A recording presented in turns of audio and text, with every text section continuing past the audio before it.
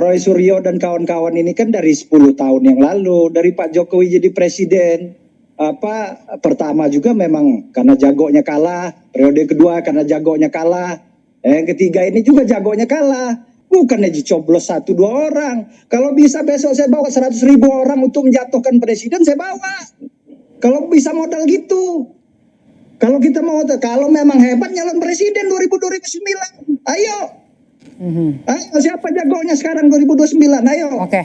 Nah, maksud saya kita hargai proses demokrasi ini. Nah, kalau memang jagonya hebat, oke, kita masih harus tunggu supaya ini tidak menjadi sumir gitu, tidak menjadi ini. Kalau Barajepi sikapnya tegas dari awal, nggak ada analisa-analisa, kita lapor. Pokoknya dia jelas sudah mengandung unsur, kita lapor. Persoalan ditolak atau dilakukan penegakan hukum itu udah aparat penegak hukum. Bagaimana Polri, bagaimana kejaksaan menanggapi hal tersebut. Terserah analisanya seperti apa. Tapi kita sebagai masyarakat, sebagai relawan sudah melaporkan ini. Nah, Pak Jokowi sendiri kan kita udah tahu, udah melaporkan langsung. Bung Rely, tapi tadi Bung Rey bilang karena ini permasalahannya adalah ijazah, alangkah baiknya pembuktian ijazahnya dulu memang ada diselesaikan, baru kemudian ada gugatan pencemaran nama baik. Para penegak hukumnya ya dari Mabes Polri, apa yang disampaikan Bung Rey tadi katanya sudah melaporkan duluan. Ini sudah melaporkan duluan, nanti mana yang bisa diproses itu lebih cepat. Aparat penegak hukum baik yang di Mabes Polri atau yang Jakarta Pusat atau yang di Sumatera Utara atau yang di di Solo ataupun yang di Bekasi, proses hukum. Mana yang merasa lebih duluan, ini kan masalahnya pembuktian. Nanti apa yang disampaikan oleh Kabar Eskrim, penyidik tadi dari Mabes, laporan DPI itu kan lab forensiknya kan dilakukan. Gitu. Bang Rey, Barajepi melihat kalau sudah mengandung unsur sudah patut dilaporkan ke polisi. Kalau itu sih semuanya kan dasar hukumnya. Kalau ada keyakinan orang per orang yang mengatakan bahwa terjadi pelanggaran hukum, dibawa ke proses hukum.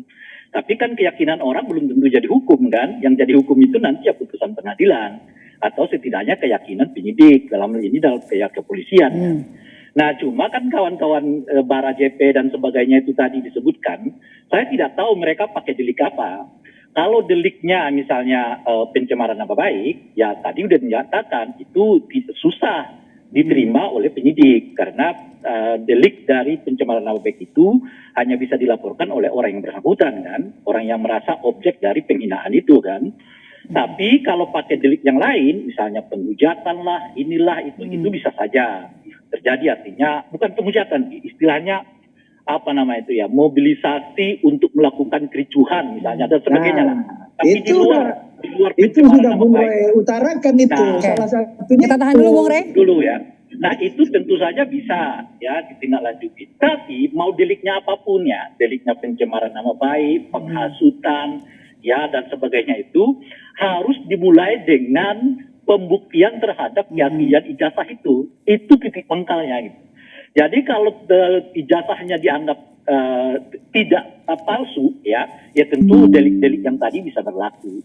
Tapi kalau ternyata dapat dibuktikan bahwa ijazahnya itu adalah palsu, ya dengan sendirinya tuntutan penghinaan, tuntutan dari penghasutan macam-macam itu dengan sendirinya gugur secara hukum.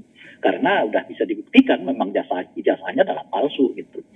Nah, persoalannya mungkin di satu segi yang lain itu adalah soal apakah hasil dari penyelidikan yang akan dilakukan ini betul-betul juga akan dapat diterima secara langsung oleh publik. Karena kan upaya Pak Jokowi untuk membuktikan bahwa ijazahnya itu asli kan juga nggak kurang-kurang kan sebenarnya. Meskipun fisiknya sampai sekarang ini belum disampaikan oleh beliau kepada publik kan. Tapi masalahnya memang ada keraguan yang begitu besar gitu. Nah, yang saya mau katakan begini. Ini kan polisinya Kapolrinya itu masih Pak Sigit, ya kan. Lalu macam-macam lah. Dan kemarin misalnya ada Menpri polisi yang berkunjung ke rumah Pak Jokowi. Ya. Artinya Anda membaca ada keraguan ya, Bung Rey. Tanggapan Anda, Bung Rely? Yang saya mau katakan persis. Jadi kalau suasananya seperti ini, memang dibutuhkan transparansi yang sangat kuat dari institusi polisi bahwa mereka bekerja sebenar-benarnya objektif, ya, profesional, mengingat ada background di belakang itu. Misalnya Kapolrinya itu Sigit yang kita kenal sangat dekat dengan Pak Jokowi kan. Lalu ada kemarin kunjungan para asesmen apa itu? Kita sampai di situ, tahan dulu. Bung Rely, tanggapan Anda? Kalau analisanya Sumir seperti itu saya nggak sepakat sama oleh karena itu karena kalau memang berdasarkan seperti itu, waktu Pak Presidennya Pak Jokowi, saya langsung melaporkan saudara Rocky Gerung, tapi ditolak. Saya langsung, nggak pakai yang lain. Jadi kalau memang berdasarkan itu, waktu Pak Jokowi sebagai presiden, saya langsung melaporkan namanya si saudara Rocky Gerung. Saya langsung melaporkan saudara Korni itu, nggak ada pihak-pihak orang lain. Badan saya ini pakai suara kuasa dari para JP, saya langsung ditolak. Demi Allah saya, kita ini sama-sama muslim, demi Allah saya ditolak, Bang. Itulah artinya supaya kita sama-sama mengambil ini secara analisa kita fik. Kalau memang proses hukum itu bisa dilakukan 5-10 tahun yang lalu, itu sudah bisa proses karena saya langsung pelapornya dan ditolak. Kebayang nggak, Abang? 3-4 hari ke Barreskrim bolak-balik ditolak. Jadi itulah kali. Jadi saya harap kawan-kawan jangan menganalisanya terlalu jauh. Apalagi sekarang presidennya Pak Prabowo. Lagi kok jelas beliau konsisten. Kita lihatlah sekarang ini kan nggak ada yang ditutup-tutupin. Kita sama-sama terbuka aja lah. Tapi nanti di pengadilan jangan dibelot-belotin lagi. Ini kita sama-sama percaya aja penegak hukum hari ini. Kita udah serahkan. Kalau ada ahli forensik, saksi ahlinya nanti biar penegak hukum, pengacara yang menyajikan di muka persidangan. Oke. Bang Rey, sebagai aktivis, bagaimana kemudian Anda membaca situasi yang saat ini dihadapi oleh Jokowi? Gugatan kemudian yang diterima secara bertubi-tubi, kemudian ada ijazah palsu, kemudian uang prestasi mobil SMK saat sedang sudah tidak lagi berkuasa. Iya, ini presiden yang boleh disebut memecahkan rekor ya. Kalau ada pakai museum-museum rekor tuh kayaknya boleh masuk tuh. Itu mantan presiden yang paling banyak digugat setelah beliau lengser. Dan beliau Pak Jokowi adalah mantan presiden yang datang ke polisi untuk melaporkan pencemaran nama baik. Jadi ada 2 tuh rekornya. Rekor pertama adalah mantan presiden yang paling banyak digugat pasca beliau lengser gitu ya. Yang kedua adalah presiden pertama di Republik ini yang datang ke polisi melaporkan dugaan adanya pencemaran nama baik. Jadi, ya itu kan sebetulnya sesuatu yang sudah kita diskusikan dari dahulu ya kan, bahwa apa yang dilakukan oleh Pak Jokowi pada masa pemerintahannya itu dengan sendirinya akan dapat dituai pasca beliau setelah tidak jadi presiden. Dan ya ini yang kita lihat akhir-akhir ini kan. Jadi ya mau tidak mau ya, di satu segi mungkin kita menganggap masalah kita masih begini-begini aja gitu. Tapi memang ini masalah-masalah yang sudah bisa kita duga sejak dari awal. Gitu, bahwa persoalan-persoalan ini akan muncul. Termasuk di dalamnya yang terakhir ini adalah gugatan terhadap pelengseran Gibran. Ini semua bukan sesuatu yang mendadak, sesuatu yang sebetulnya udah bisa didiskusikan, kita bisa bicarakan, kita bisa prediksi sejak dari dahulu.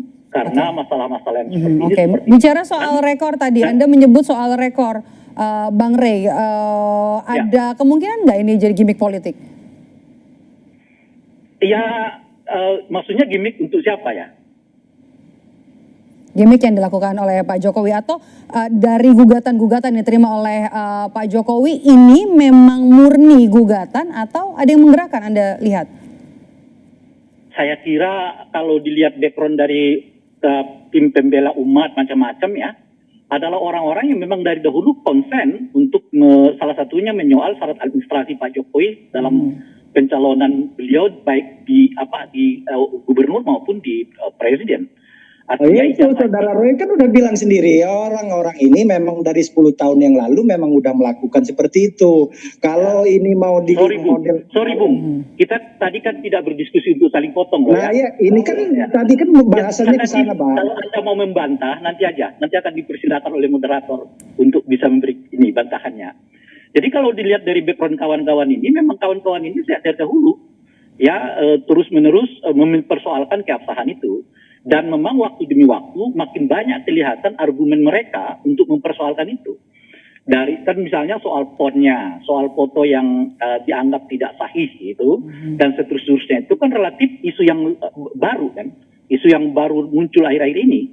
Kalau dahulu belum sampai ke arah itu kelihatan diskusinya gitu. Jadi makin ke sini makin banyak kelihatan bahan yang dikumpulkan oleh rekan-rekan yang memang sejak dari awal kelihatan mereka ragu terhadap keaslian ijazahnya Pak Jokowi itu, sehingga membuat mereka juga makin intensif. Ditambah tentu saja saat yang bersamaan Pak Jokowi bukan lagi presiden gitu ya, sehingga keraguan-keraguan seperti yang kita sebutkan itu tadi sedikit banyak mungkin berkurang. Bahwa misalnya kalau di waktu beliau diadukan, kita sudah lihat dua orang yang sering mempersoalkan ijazah Pak Jokowi itu kan akhirnya kita sudah dapat poinnya, gitu ya. Bang Rey silakan singkat saja tanggapan Anda. Ya, itu kan apa yang disampaikan Bung Rey itu kan dia sudah buat premnya tersendiri. Ya, tadi kan udah saya sampaikan. Roy Suryo dan kawan-kawan ini kan dari 10 tahun yang lalu, dari Pak Jokowi jadi presiden. Pertama juga memang karena jagonya kalah, periode kedua karena jagonya kalah, yang ketiga ini juga jagonya kalah. Ya kalau memang ini kan negara demokrasi, pasca reformasi kita udah sama sepakat kok. Ini pemilihan langsung. Ini bukan dipilih 100-200 ribu orang. Jadi apa sekarang proses demokrasi sudah berjalan, kita sudah lakukan pemilihan langsung yang dicoblos oleh masyarakat, baik itu pemilihan kepala daerah, pemilihan kepala desa, presiden, gubernur. Ini dipilih bukan oleh 1, 2 atau 100, 300 orang. Puluhan juta orang memilih ini dan menggunakan anggaran negara yang besar. Bukannya dicoblos 1-2 orang. Kalau bisa besok saya bawa 100 ribu orang untuk menjatuhkan presiden, saya bawa. Kalau bisa modal gitu. Kalau kita mau, kalau memang hebat nyalon presiden 2009, ayo. Ayo, siapa jagonya sekarang 2029, ayo. Oke. Nah, maksud saya kita hargai proses demokrasi ini. Nah, kalau memang jagonya hebat. Oke, kita masih harus tunggu. Tadi seperti yang disampaikan Bapak-Bapak soal pembuktian ijazah, langkah dari kepolisian, termasuk juga kita harus menunggu hasil lapor soal keaslian ijazah dari Joko Widodo. Terima kasih sudah bergabung bersama kami, Rally Regan dari Barajp dan juga dari Lingkar Madani, Bang Rey Rangkuti. Selamat sore.